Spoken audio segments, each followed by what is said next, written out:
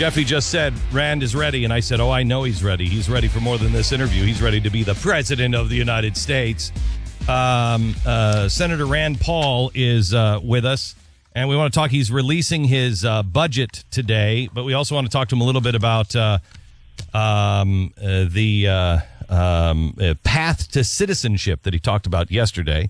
Welcome to the program. How are you, sir? Pretty good, Glenn. You know, that with that intro music, people are going to think you're hip if you're not careful. Well, I know. No, believe me. Then they see me and they're like, no chance. No chance. Senator, let me talk about your immigration reform plan, because, you know, I personally think I can hear in this reasonable stuff. We are not going to be able to deport, but that doesn't stop self-deportation. And you've also said we're not going to deport, but I won't even talk about a path to citizenship until the border is secure, which I think is totally reasonable. Help me out here, though, on path to citizenship, because that is a red light for a lot of people. Yeah, and I think a lot of that was misreported yesterday, because in my speech to the Hispanic Chamber of Commerce, it never came up. The word citizenship, it's funny, somebody looked through my speech and they said, the only time you mentioned citizen is when you said when you were a teenager you were not a model citizen. And I said, well, that's true. When I was a teenager, I wasn't always a model citizen. But we didn't mention citizenship. But what my amendment is called is trust but verify, which means that in the past, we've been snookered into doing immigration reform with a promise that border security is going to come later. So I think conservatives, if they want conservatives to be part of this, and if they want us to support immigration reform, we have to have a guarantee. We have to have a verifiable guarantee of border security. So in my amendment, what has to happen is each year there are certain border security targets that have to be met. An investigator general looks at this. The Border Patrol looks at this, does a report. We're going to have the governors of each of the border states look at this as well, and then that report comes back and has to be voted on. The big difference is it has to be voted on by Congress. The bipartisan commission is saying, the president will issue a report, but that to me means a rubber stamp and not much. So ours is mostly about ensuring border security. As far as path to citizenship, we don't want to create any new path to citizenship.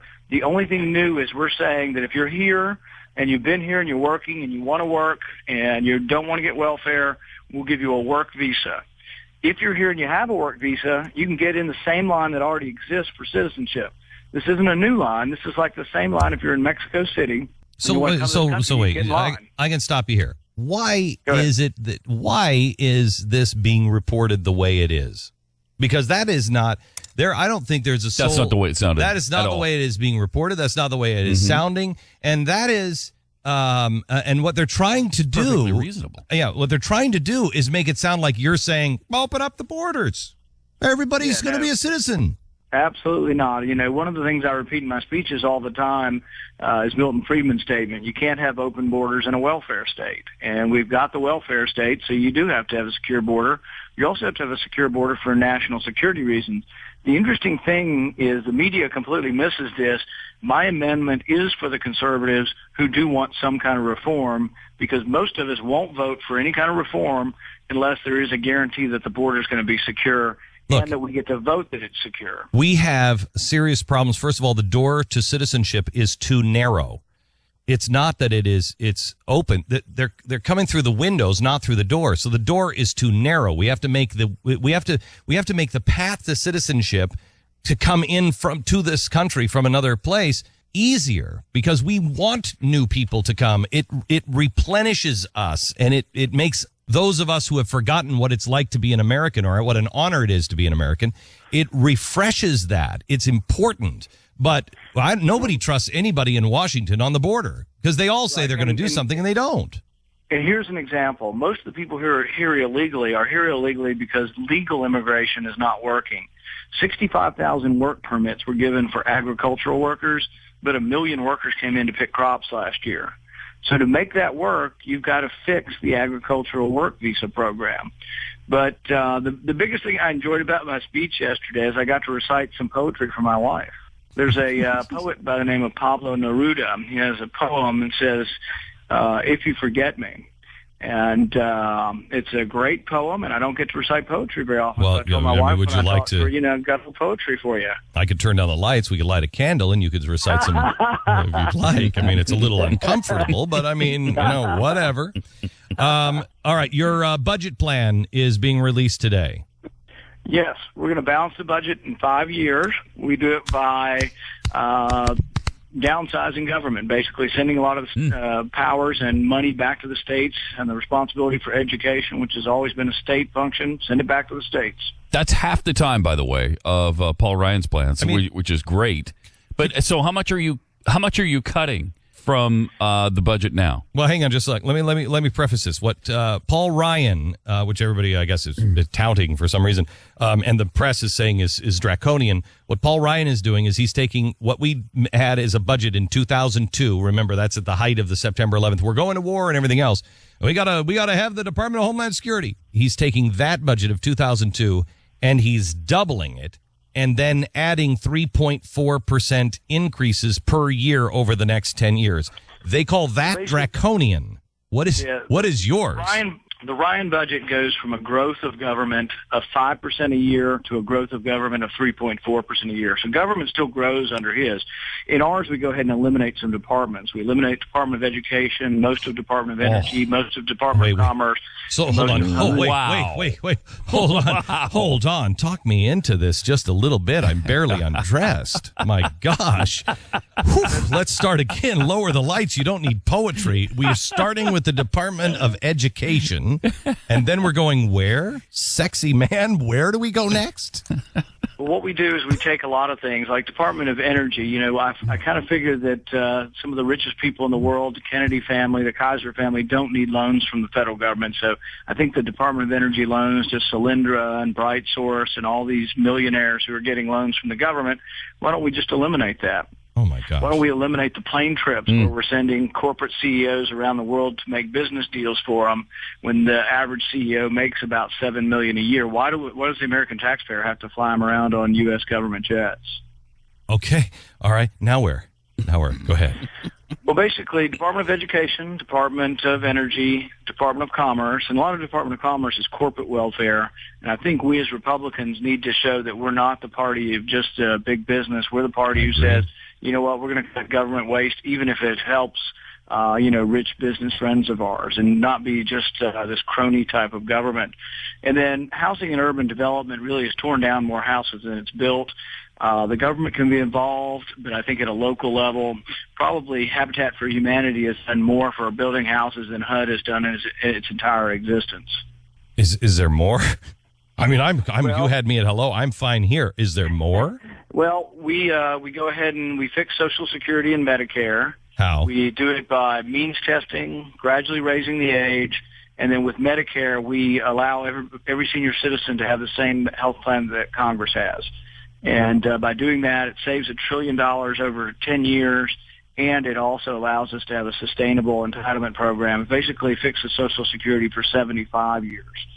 And then if that's not enough for you, Glenn, we have one more thing. We do a flat income tax of 17%, which gives a $600 billion stimulus to the economy and allows for, we estimate somewhere between 8 and 12 million new jobs. So flat for everybody, all incomes? Yeah, there'd be an exemption for the first $50,000. So there still would be a graduated income tax in the sense that those who make 50 or less wouldn't pay an income tax. And then those above that would be paying 17%. But if you exempt your first 50, if you're in the moderate middle class to upper class, let's say you make 200, you're paying 17% of 150. So I will tell you that if this would have been Romney's plan, we would be calling him president today. This is between what you just said about immigration and what you're saying here.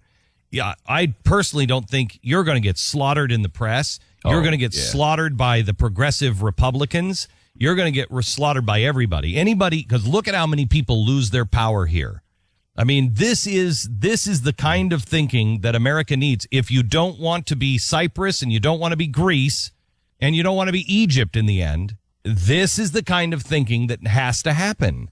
This would turbo. Yeah, the reason why we're not getting to this is so many Republicans are trapped into this idea that tax reform has to be revenue neutral. I want tax reform to leave more money in the hands of those who earned it and more money in the states and with the people, because that's the only economic stimulus that's ever worked, and that's leaving money in the hands of the people who earn it. Last week you introduced a bill that would ban the EPA's overseas expenditures. What is the progress on this? We haven't gotten very far on it yet, but we are in favor of it. I think we spent $25 million in China last year with the EPA money, so your money. But we do a lot of wasteful things around the world, and the EPA being overseas is just one of the ridiculous things we do. We've been still fighting all these crazy studies, menu on Mars, goldfish studies, roll-up beef jerky, you name it, the government's in it. And the biggest thing that really has resonated with people, though, is when the president canceled the White House tours, we came out with a statement that we found it incredibly absurd that he found $250 million to send to President Morsi in Egypt. At the same time, he can't have White House tours. Oh, you know what? I have to tell you, though. I mean, if we don't have White House tours, I mean, quite honestly, I'm not excited about sending my kids to Washington to see any of it anyway. They can learn about it probably better than me by going, from me than going to any tour right now. All of Washington is a sewer system. It feels like at times, and if that's what it takes to get us back on track, but that is so ridiculous. Now they had a St. Patty's Day party at the White House, but they're going to cancel the Easter egg hunt. And if they think that this is going to be, I mean, I love this. The media and everybody is trying to make this into a big deal, and they're wasting time on Capitol Hill to get those things reinstated. Why? Are you kidding me? The president says he doesn't have time to enforce the laws, on pot. So we're going to put ourselves into some sort of constitutional crisis where, whose law do you enforce? Do we enforce all of the federal laws, some of the federal laws, none of the federal? Well, he don't even get into that, and he's arguing about the stupid Easter egg roll. Here's the thing, Glenn. He's releasing criminals that were in captivity, that were immigrants, that were felons. So he's releasing these criminals because he says he's saving money. But the federal government last year had $117 billion that was unaccounted for, improperly spent. They're not exactly sure where it went. They say that the Defense Department or the Pentagon, $25 billion could be saved just simply by doing an audit. They say $7 billion in the Pentagon is spent on things that have nothing to do with the military or national defense. And yet he says he doesn't have enough money to keep people in prison. So it's inexcusable, but I think it's backfiring on it. I think the American people are going to see that he's playing games and letting go criminals, and I think he's going to have repercussions.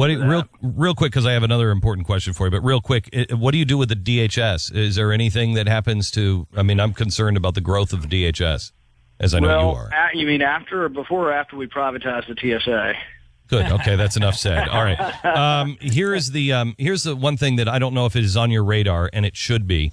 This administration is now trying to deport a family that has asked for political asylum and won in court.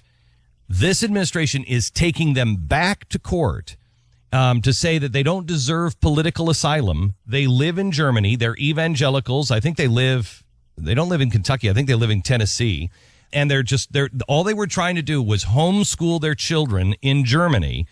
But there is a law done by the Nazis. It's an Adolf Hitler law that was never removed from the book that says you cannot homeschool your kids. They were going to take their kids away. So they moved here to the United States. They did it the right way. And they asked for political asylum. They won in court, and this administration is now arguing in court that homeschooling your children is not a basic human right. Well, I'm a big fan of homeschooling, and you've just given me an idea. I think maybe we'll see if we can file an amicus or a friend of the court on their behalf and see if we can get involved with that, because one member of my staff back in the 70s when he was a kid was homeschooled, and his parents in Kentucky were given a year in prison for homeschooling. And while their case was still pending the appeal, we got the law changed in Kentucky. So in the 1970s, it was illegal to homeschool in much of America, but we've changed those laws. And if the president thinks that homeschooling is something that can keep you out of the country, we're going to make sure he knows otherwise. Thank you very much. Well, my office will get you all the information on that, Senator. Senator Rand Paul, thank you. Always a pleasure to have you on, sir. And it is you are. Thanks, man. Thank you for being willing to stand up and take the heat. We're not going to agree on everything all the time, but thank you for standing. Appreciate it. Thanks a lot, man. You bet. Bye-bye. Pat? Yeah. You were kind of. I was based on the reports. Yeah, I was skeptical on the whole immigration thing because it sounds like the whole comprehensive immigration, blah blah. None of that was accurate. He was great on it. I'm totally fine with the plan as he outlined it, and his 17% flat tax and budget, balancing the budget in 5 years as opposed to 10. Privatizing TSA. Do you know what that would do? It's all of it was fantastic. How are you painted as hateful if you're giving anyone who earns less than $50,000 a 0% income tax? And anyone in the top 100,000, you're going to be for the less same than reason 17. that this president said he will look at what do you call it when you're making money? You're pulling money off the table after you get money on the stock market. What do you call it? The increases, the tax on capital gains. Capital gains. Remember what he said about capital gains? Fairness. Yeah, he said it's fairness. Issues of fairness. Even if it's bad for the economy, it's issues of fairness, and that's what they will argue. How are they going to say it's unfair for 0%? Because you're paying the same rate as the millionaires. Yes, you're taking the top rate, and you're they won't you're go letting for that. them, the rich people, go. That's what they'll say. They will not go for it.